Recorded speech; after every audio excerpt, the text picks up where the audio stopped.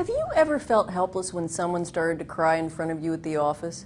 Or have you cried at work and wished you hadn't? Well, over a 34-year career, I've experienced both situations multiple times. And each time, I was just as clueless about how to handle the moment. So I decided to dig a little deeper, and in researching my book, I uncovered some surprising facts about tears. Here's what I found. For starters, I needed a clear definition of an emotion. An emotion is basically a hardwired, biological regulatory function, like a muscle reflex or breathing. Our emotions evolved to help us survive physical dangers. When we feel threatened, our bodies flood with hormones like adrenaline and cortisol to help us respond, causing emotions. But in the 21st century workplace, instead of physical risks, the challenges are cognitive. But our bodies still produce the same hormones. Which leads me to tears. There are 3 types of tears: basal tears, which continually moisten our eyes; reflex tears that come when you hit your thumb with a hammer or cut onions; and finally psychic tears caused by emotions like anger, frustration, or joy.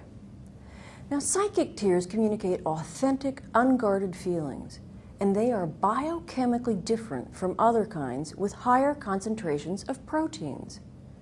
Psychic tears help our bodies restore their default psychic chemistries.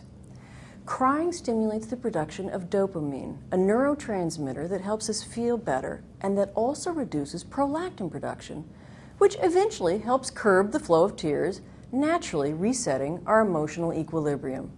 In other words, you really do feel better after a good cry. Now, there are big differences between men and women's tears.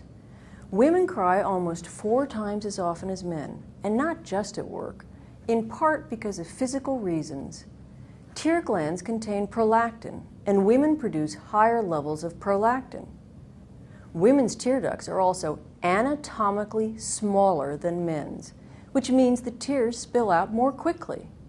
So women cry not only more frequently than men, but more visibly, because they are built differently. And yet everyone is still giving women the advice I got when I started working in the 70s. Never let them see you cry. Well, I think it's time to rethink this stigma. Tears at work are a normal human reaction. If you or someone you work with tears up at the office, here are my top 4 suggestions for how to handle it. First, remember that tears are a biological reaction. And don't overstate, but do understand the differences between women and men.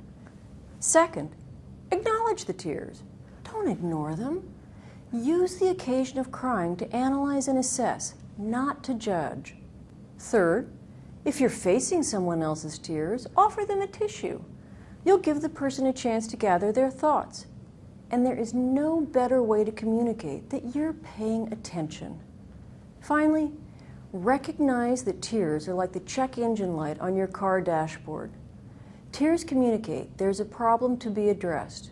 We're overworked, we're sick, or we're frustrated, but we are not weak or failures. Tears are an opportunity to address the underlying issues and move forward with clarity.